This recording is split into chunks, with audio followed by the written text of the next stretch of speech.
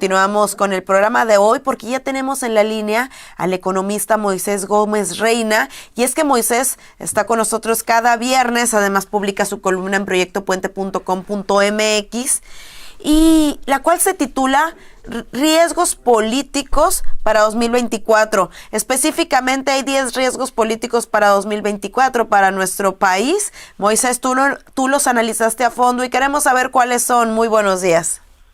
Buenos días, Priscila, me da mucho gusto saludarte.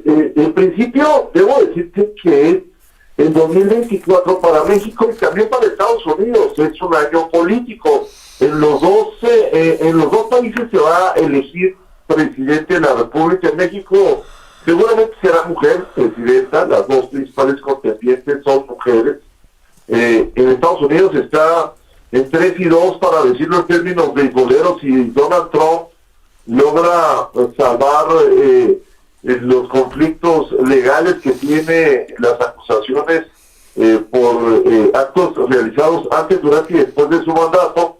Pero esas dos combinaciones, esas dos elecciones en Estados Unidos y en México, Integralia Consultores hizo un documento de análisis.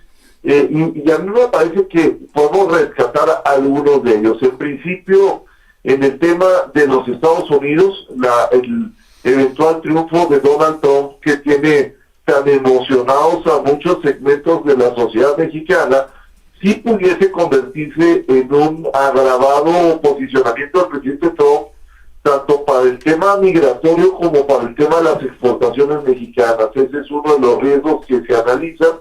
Los nacionales están vinculados más que nada con el triunfo de la titularidad del Ejecutivo por parte de Morena, que con base en el discurso y su propuesta, pues tiene 3 elementos a destacar. El primero es que pues la Suprema Corte de Justicia estaría en principio capturada, porque para precisamente finales de este año hay que renovar al ministro que sustituye a Luis María Aguilar, lo cual significaría que ya estaría conformado la Suprema Corte de Justicia con una mayoría de Morena, prácticamente, por decirlo de una manera de manera eufemística, mi estimada Priscila.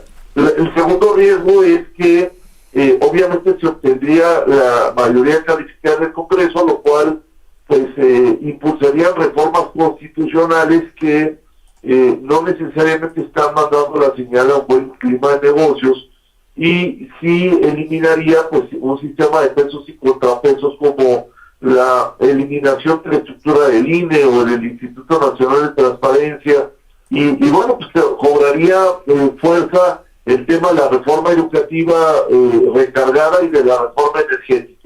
Y un tercer riesgo que se avisora por parte de Integralia es la posibilidad de que grupos criminales aprovechen el proceso electoral para ampliar su control en gobiernos locales. Lo hemos visto de manera acentuada, la participación del crimen organizado en algunas definiciones de alcaldías o de algunas posiciones, inclusive en congresos locales.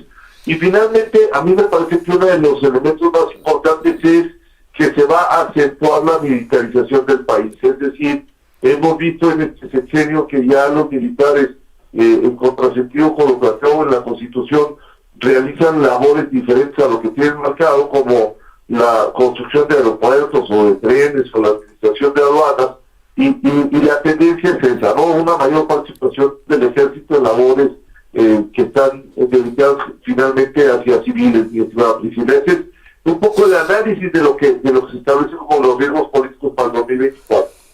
Se retoma también algo que llama muchísimo la atención: el probable surgimiento de conflictos postelectorales, que en este caso, pues en esta contienda que todavía inicia formalmente y ya comienzan a relucir pues situaciones, pues es algo que sería bastante latente, Moisés.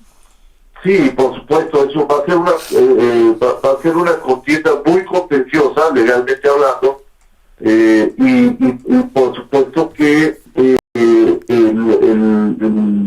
el conflicto postelectoral a nivel nacional o local va a generar mucho nerviosismo entre la sociedad, pero mucho nerviosismo sobre todo en el de la presidencia de la República hacia los mercados.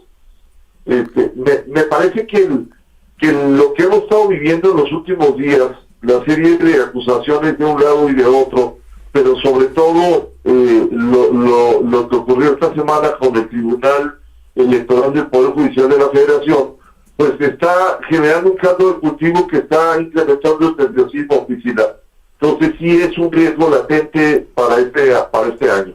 La desaparición también de instituciones, de órganos autónomos como el INE o el INAI, pues también es un riesgo latente que viene acarreándose pues desde el año pasado más que nada, aunque ya se habían visto intenciones de ir minimizando cada vez estos institutos.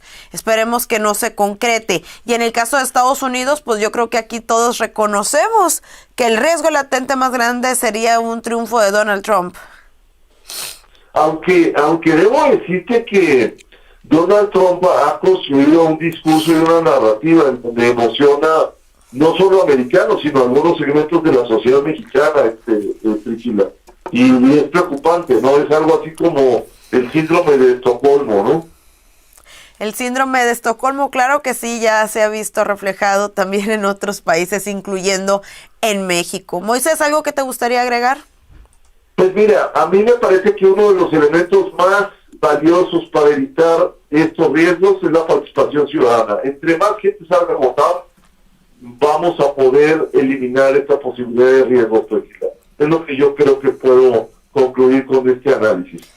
El llamado al voto, el llamado a la participación ciudadana, el llamado a que se interesen y se involucren los ciudadanos en actividades pues de este tipo, ¿no? Que muchas veces vemos desinterés por parte de la gente, desmotivación al momento que pues no se ven identificados con algún candidato en específico. Pues yo creo que es importante participar por quien sea, y si no tienen algún candidato, por lo menos en la observación electoral o en la organización de las casillas.